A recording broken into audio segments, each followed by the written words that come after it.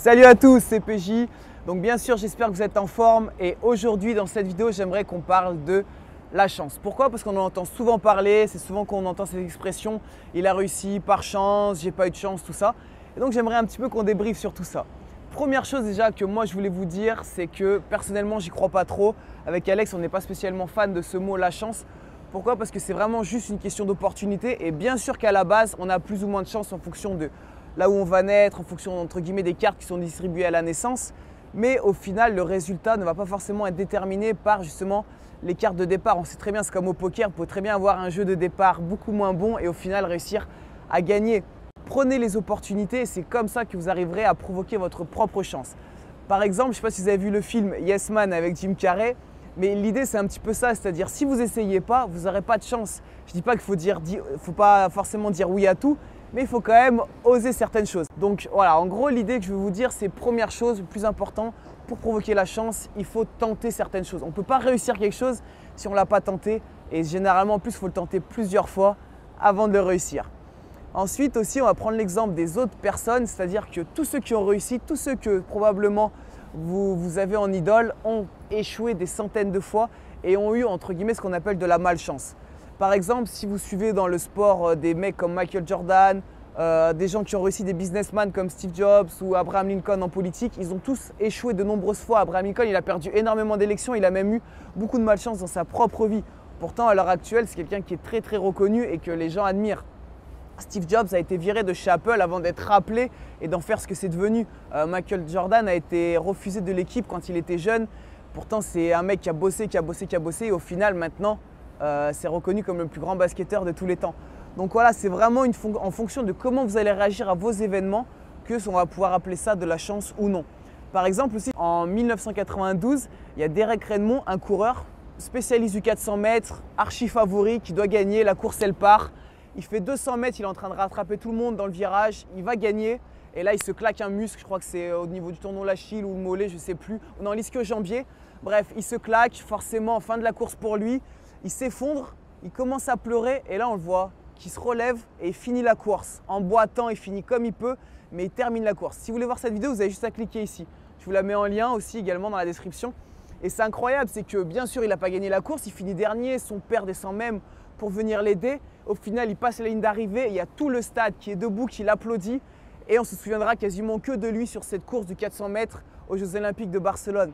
Donc, quelque chose qui était vraiment une malchance pour lui. Le mec s'est préparé pendant des années, probablement plus de 4 ans pour pouvoir gagner.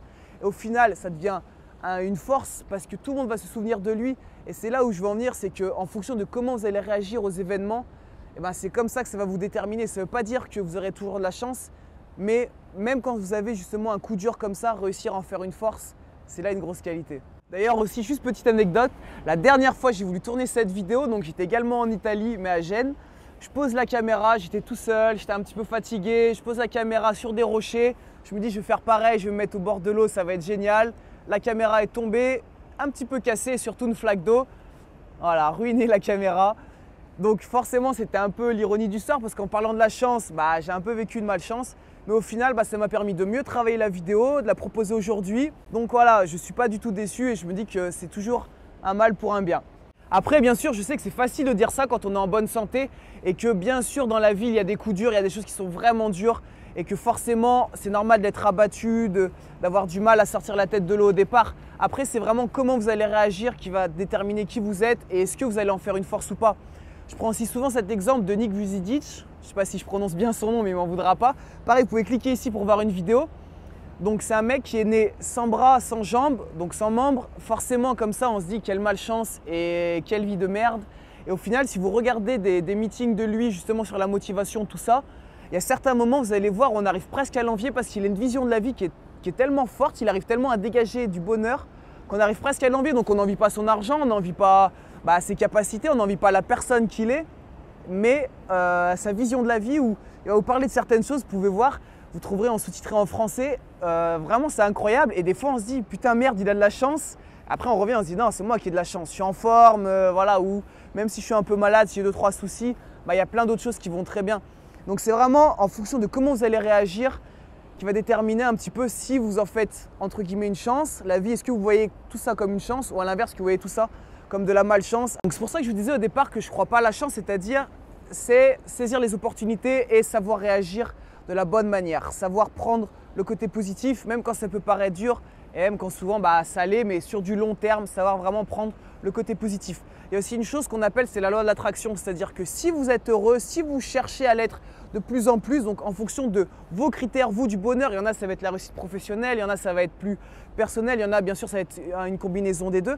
Mais si vous cherchez vraiment à réussir, à être heureux, il y a la loi de l'attraction, c'est-à-dire que vous serez entouré de personnes qui seront heureuses, vous les rendrez un peu plus heureux et inversement. Et bien sûr, donc avec cette loi de l'attraction, vous serez de plus en plus heureux, ce sera de plus en plus intéressant.